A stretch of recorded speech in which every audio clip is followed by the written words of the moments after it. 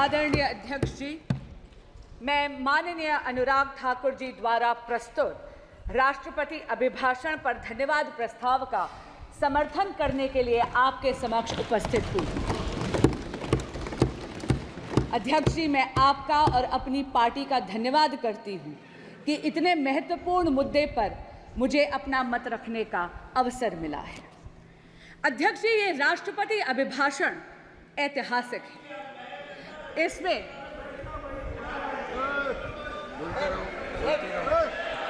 ये अभिभाषण ऐतिहासिक है और ये ऐतिहासिक इसलिए है अध्यक्ष जी क्योंकि इसमें एक दशक के मोदी सरकार की अद्वितीय कार्यों का चित्रण ही नहीं बल्कि आने वाले स्वर्णिम काल यानी विकसित भारत के संकल्प का उद्घोष भी है। मोदी जी की जन कल्याणकारी योजनाओं का असर और उनके विकसित भारत के विजन के जो जनता का अगाध विश्वास था, उसी के कारण से अध्यक्ष जी एनडीए को तीसरी बार जनता ने पूर्ण बहुमत का जनादेश दिया। महामहिम राष्ट्रपति जी ने अपने अभिभाषण के पैराग्राफ 3 में जो कहा है, आपके माध्यम से समक्ष के पूरे सदन के समक्ष पुनः दोहराना चाहूंगी। 2024 का चुनाव नीति, नियत, निष्ठा और निर्णयों पर विश्वास का चुनाव रहा है। मजबूत और निर्णायक सरकार में विश्वास, सुशासन, स्थिरता और निरंतरता में विश्वास, ईमानदारी और कड़ी मेहनत में विश्वास, सुरक्षा और समृद्धि में विश्वास, सरकार की गारंटी और डिलीवरी पर विश्वास, विकसित भारत के संकल्प में विश्वास। मेरी सरकार ने 10 वर्षों में सेवा और सुशासन का जो मिशन चलाया है, ये उस पर मोहर है। अध्यक्ष जी, एक दशक में ये पहली बार ऐसी सरकार भारत में आई है जिसकी कथनी और करनी में अंतर नहीं है। जो कहा वो किया। धारा 370 हटाई, जो कहा वो किया। भव्य राम मंदिर का निर्माण किया, जो कहा वो किया। सीएए लेकर आए, जो कहा वो किया। 1 रैंक 1 पेंशन लाए, जो कहा वो किया। मेक इन इंडिया की नींव रखी, जो कहा वो किया। पिछले 10 वर्षों में मोदी सरकार ने भारत की अर्थव्यवस्था को इतना सशक्त करा है कि अध्यक्ष जी, हम 11वीं सबसे बड़ी अर्थव्यवस्था की जगह मात्र 1 दशक में विश्व की वैश्विक पटल पर 5वीं सबसे बड़ी अर्थव्यवस्था बनी। और अध्यक्ष जी, ये असाधारण परिस्थितियों में हुआ है। पूरा का पूरा विश्व कोविड-19 की महामारी से जूझ कर निकला है। अभी भी विश्व के कई देश हैं जो युद्ध की अग्नि में झुलस रहे हैं, लेकिन भारत मोदी जी के नेतृत्व में वैश्विक पटल पर तीसरी सबसे बड़ी अर्थव्यवस्था बनने के पथ पर अग्रसर है। हमारे माननीय प्रधानमंत्री नरेंद्र मोदी जी ने 2047 तक भारत को एक विकसित राष्ट्र बनाने का एक संकल्प लिया है। इस संकल्प के 4 मुख्य स्तंभ हैं। पहला स्तंभ युवा शक्ति, दूसरा नारी शक्ति, तीसरा किसान कल्याण और चौथा गरीब कल्याण। अध्यक्ष जी, यदि आप युवा शक्ति की बात करते हैं तो किसी भी प्रकार का अवसर यदि आप भारत की युवा शक्ति के समक्ष प्रस्तुत करते हैं तो उस अवसर का लाभ लेने के लिए युवा शक्ति चूकती नहीं है। शिक्षा के पर्याप्त अवसर हुए, इसके लिए मोदी सरकार ने 1 दशक में 7 नए IITs, 16 नए ट्रिपल IITs, 7 नए IIMs, 15 AIIMS hospitals, 315 medical colleges और 390 नए विश्वविद्यालय स्थापित करे हैं। स्टैंड अप इंडिया और स्टार्टअप इंडिया की अगर हम बात करें तो इन 2 योजनाओं के कारण अध्यक्ष जी देश का युवा जॉब सीकर की जगह जॉब क्रिएटर बना है। इस जॉब क्रिएशन से वेल्थ क्रिएशन की तरफ वो अग्रसर है। और आप जैसे माननीय अनुराग ठाकुर जी ने भी सदन के समक्ष रखा, आज भारत स्टार्टअप इकोसिस्टम में विश्व की 3rd लार्जेस्ट इकोसिस्टम है। अध्यक्ष जी, मुद्रा योजना में स्वरोजगार के लिए आप ये देखिए 46 करोड़ युवाओं ने 26 लाख करोड़ रुपए का ऋण आसानी से लिया है। आज देश में 1,81,000 स्टार्टअप कंपनियां हैं, जिसमें से 100 से अधिक यूनिकॉर्न्स हैं। पिछले 10 वर्षों में Bharat ease of doing business के इंडेक्स पे 142nd पोजीशन से 63rd पोजीशन पे पहुंचा है। और पिछले 24 वर्षों में यानी 2000 से 2024 में ही भारत में कुल $990.97 बिलियन का FDI आया है, जिसमें से अध्यक्ष जी 67% यानी $667.4110 बिलियन मात्र पिछले 1 दशक में एनडीए की सरकार में आया है। Today, Bharat has become a leader in the world of manufacturing. चाहे इलेक्ट्रॉनिक्स हो, चाहे ऑटोमोबाइल हो, चाहे रक्षा उपकरण हो, भारत एक अग्रणी निर्माता के रूप में वैश्विक पटल पर उभर रहा है। और इस नई दुनिया में microchips are the new oil. Semiconductors और चिप मैन्युफैक्चरिंग की दुनिया में भारत कहीं पीछे ना छूट जाए, इसके लिए मोदी सरकार 1.25 लाख करोड़ रुपए का इंफ्रास्ट्रक्चर पहले ही उद्घाटित कर चुकी है। असम में 27,000 करोड़ का सेमीकंडक्टर का प्लांट भी बन रहा है।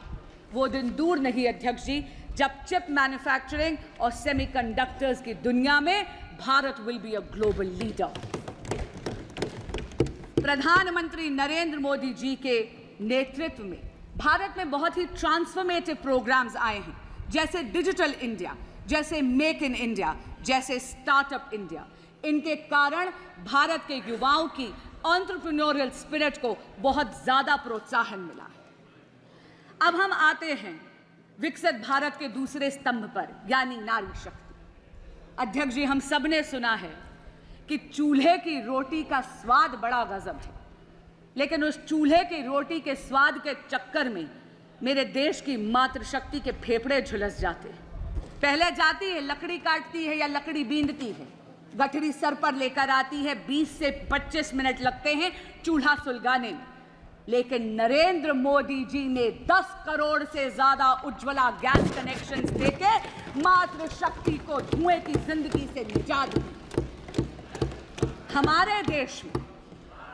हमारे देश में बचत की आदत हमारे देश में एक एक को मातृशक्ति ने सिखाई। आप सबको याद होगा वो नानी जो रामायण के पन्नों में पैसे छुपाती, वो दादी जो चीनी के जार में पैसे छुपाती है।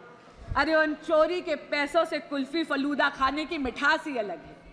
लेकिन कितनी अचंभे की बात है अध्यक्ष जी, जिस मातृशक्ति ने देश को बचत सिखाई, उनके पास बैंक अकाउंट ही नहीं थे। नरेंद्र मोदी जी प्रधानमंत्री जन धन योजना के तहत देश की मातृशक्ति को फॉर्मल बैंकिंग सेक्टर का उन्होंने उसे हिस्सा बनाया।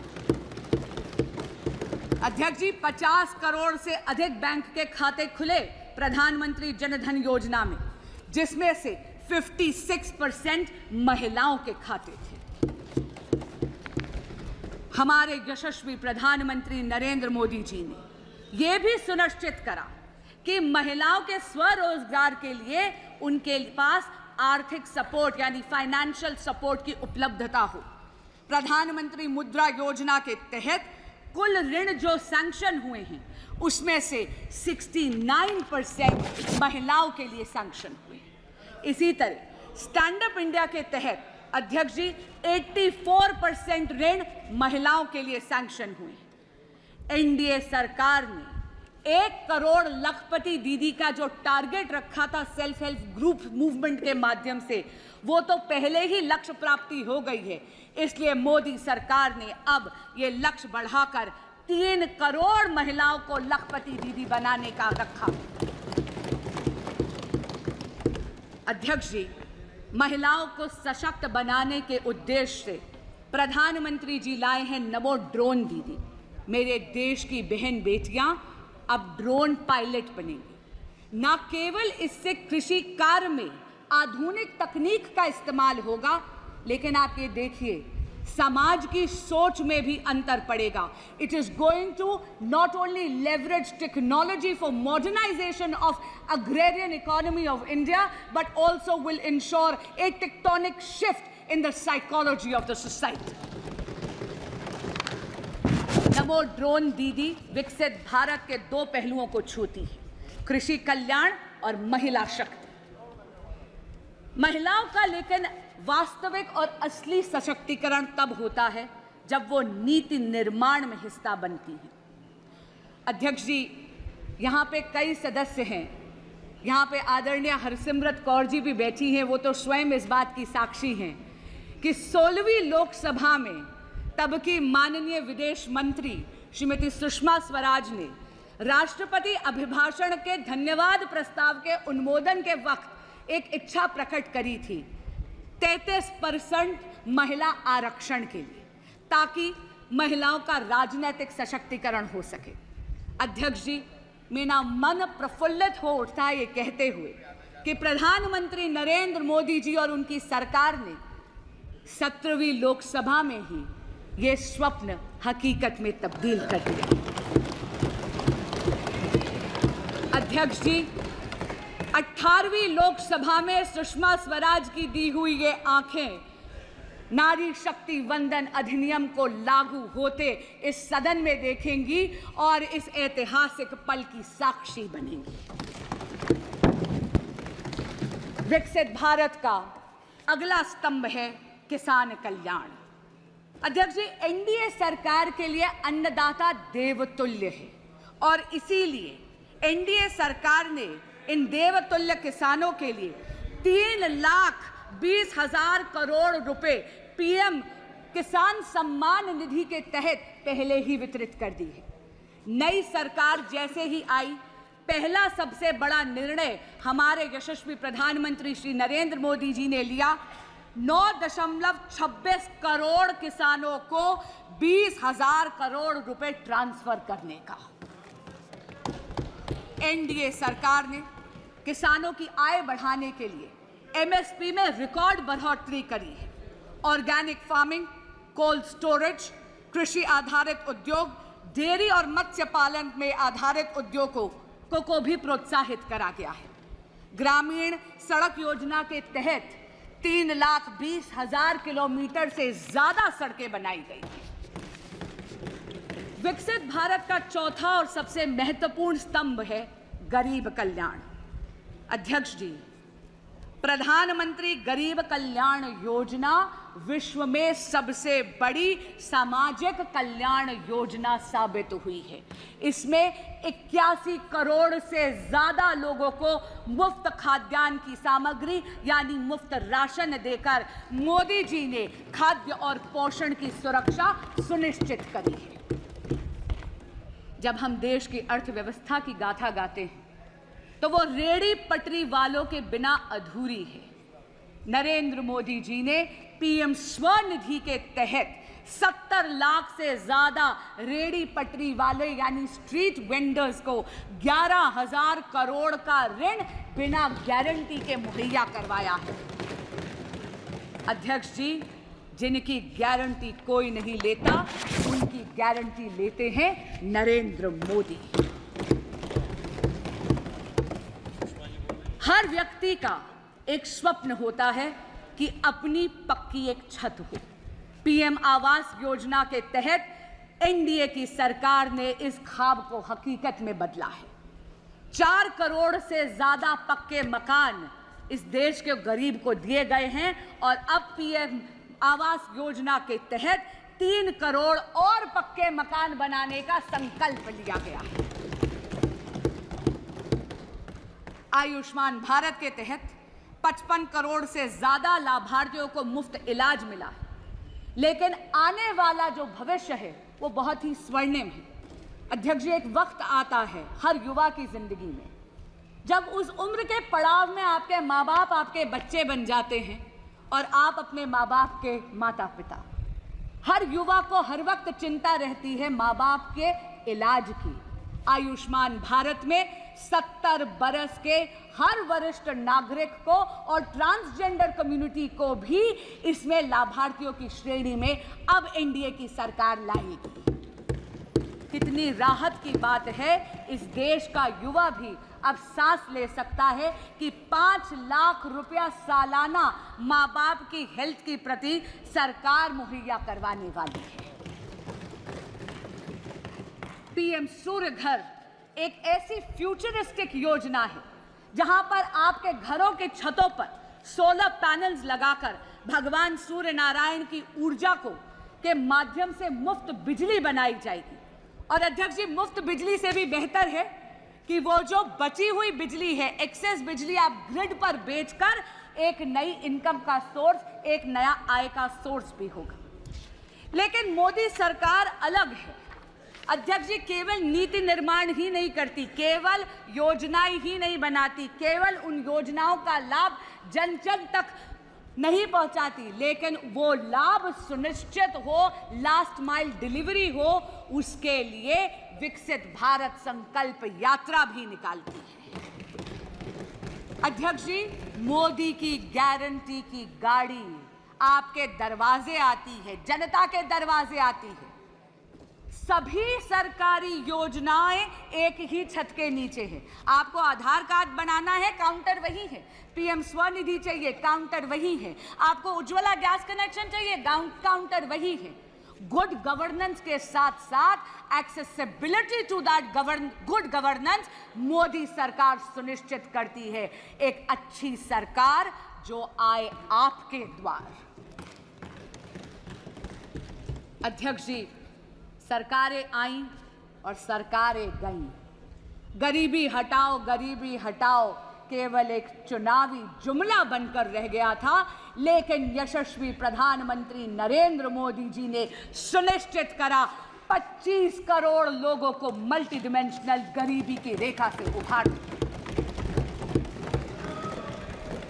आज का दिन एक बहुत ही महत्वपूर्ण दिन है। अध्यक्ष जी, मैं स्वयं एक वकील हूं और खुद अपने व्यक्तिगत अनुभव से कहती हूं कि आज का दिन 1 जुलाई हम वकीलों की फ्रेटर्निटी में उत्साह का माहौल लाने वाली है, क्योंकि 1 जुलाई से भारत में भारतीय न्याय संहिता लागू हो रही है।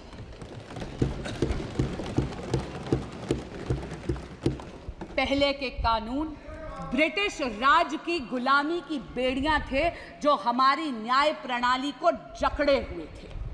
पहली बार भारत में एक ऐसी दंड प्रणाली आ रही है जिसका ध्येय न्याय होगा। क्योंकि अध्यक्ष जी, जब कोई ऐसा कानून विलायती हुकूमत बनाती है तो उसका उद्देश्य न्याय नहीं होता, उसका उद्देश्य दमन होता है, क्योंकि वो चाहती है कि उसके हुकूमत बरकरार रहे। लेकिन पहली बार देश में भारतीय दंड प्रणाली आएगी जिसका ध्येय न्याय होगा, न्याय को प्राथमिकता देगी। और हमारे यहाँ कहते हैं justice delayed is justice denied. ये वो क्रिमिनल सिस्टम होगा लॉज का जो एक एक्सपीडियंसी लाएगी, एक तेजी लाएगी भारत के क्रिमिनल जस्टिस सिस्टम में। कम्युनिटी पेनल्टी पहली बार भारत में इंट्रोड्यूस हो रही है। इसका मतलब है at the heart of these laws is not only deterrence of law and punishment, but also a sense of reformation. इन सभी ट्रांसफॉर्मेटिव, फ्यूचरिस्टिक, पाथ ब्रेकिंग कारणों के कारण ही भारत ने एनडीए की सरकार को तीसरी बार पूरा बहुमत दिया है। पर अध्यक्ष जी, विपक्षी गठबंधन ऐसा प्रदर्शित करता है जैसे कि नारायणी सेना इनके पाले में खड़ी है। पर अध्यक्ष जी, इतना जरूर कहूंगी, कृष्ण तो कर्म के कायल हैं, इसलिए उनका आशीर्वाद तो नरेंद्र मोदी जैसे कर्मयोगी पर पुनः बरसा है। विपक्ष चाहे ये दिखाने का प्रयास करे कि स्वयं अक्षोहिणी सेना उनके पास है। अध्यक्ष जी, बहुत चौंकाने वाली बात है कि वो विपक्ष जिसने आपातकाल लगाने का अधर्म करा, वो विपक्ष जिसने भारत के संविधान को गला घोटने का अधर्म करा, जिसने इस देश के लोकतंत्र की हत्या करने का अधर्म करा, वो विपक्ष जिसके गठबंधन के सदस्य आज भी दिल्ली में एक कॉन्स्टिट्यूशनल क्राइसिस क्रिएट करते हैं क्योंकि वो अपनी जिद पे अड़े हुए हैं कि वो अपनी सरकार जेल से चलाएंगे। क्यों? क्योंकि वो सत्ता के मोह में मदमस्त हैं और दिल्ली उनके इस मोह से त्रस्त है। अध्यक्ष जी, बड़ी अजीब बात है, दिल्ली आज पानी के लिए तरस रही थी, एक बारिश हो गई तो पानी से त्रस्त हो गई। लेकिन ऐसा लगता है कि विपक्षी गठबंधन में या आम आदमी पार्टी में एक आपातकाल और एक अकाल पड़ा हुआ है कॉम्पिटेंस का और टैलेंट का, और इसीलिए माननीय मुख्यमंत्री अरविंद केजरीवाल जी मुख्यमंत्री की सीट को जकड़ कर बैठे हैं। मैं पूछना चाहती हूं, ऐसा विपक्ष जो पॉलिसी पैरालिसिस का अधर्म करता है, जो लैक ऑफ गवर्नेंस का अधर्म करता है, वो धर्म की बात कर कर इस सदन में कैसे आड़े आ सकता है जब ये सदन इमरजेंसी की रेजोल्यूशन पास करना चाहता है, इस इमरजेंसी का खंडन करते हुए। अध्यक्ष जी, मुझे एक प्रसंग याद आता है। महाभारत में युधिष्ठिर को जब अकर्मण्यता ग्रसित कर गई तो वो पितामह भीष्म के पास गए। पितामह भीष्म ने युधिष्ठिर जी को सुशासन के कई सूत्र दिए, लेकिन एक मूल मंत्र भी दिया, और वो मूल मंत्र था यतो धर्मस्य ततः कृष्णो, यतः कृष्णस्य ततो धर्मः। जहां धर्म है वहां कृष्ण है, जहां कृष्ण है वहां विजय है। अध्यक्ष जी, धर्म तो नरेंद्र मोदी जी के ही पाले में खड़ा है। लोकतंत्र में मतदाता देवतुल्य होता है। 6 दशक में तीसरी बार लोकतंत्र में भारत के देवतुल्य मतदाता ने विजय श्री का आशीर्वाद एनडीए की सरकार को नरेंद्र मोदी जी के नेतृत्व में दिया है। कुछ दिन पहले मैंने टीवी पे देखा, विपक्ष के एक बहुत ही बड़े नेता मीडिया के बंधुओं से अयोध्या धाम से जीते हुए अपने जनप्रतिनिधि का परिचय करवा रहे थे और उन्होंने कहा, ये हैं अयोध्या के राजा। अध्यक्ष जी, ये विपक्ष की राजसी मानसिकता को परिलक्षित करता है। अध्यक्ष जी, हम तो सत्ता पक्ष में होकर भी सेवा परमो धर्मो वाले, राष्ट्र सर्वोपरि वाले हैं। हमारे तो यशस्वी प्रधानमंत्री भी अपने आप को देश का प्रधान सेवक कहते हैं। अध्यक्ष जी, हमारे तो राजा राम हैं, धर्म हमारा काम है, जपते तो हम माँ भारती का नाम है। इसीलिए तो नरेंद्र मोदी के सामने फेल बाकी सारे तमाम हैं। रिफॉर्म, परफॉर्म और ट्रांसफॉर्म के वर्क एथिक के साथ साथ, सबका विकास, सबका विश्वास और सबका प्रयास, इस मूल मंत्र को आत्मसात करते हुए विकसित भारत के संकल्प को सिद्धि तक लेकर जाएगी एनडीए की यह सरकार, मुझे ये पूर्ण विश्वास है।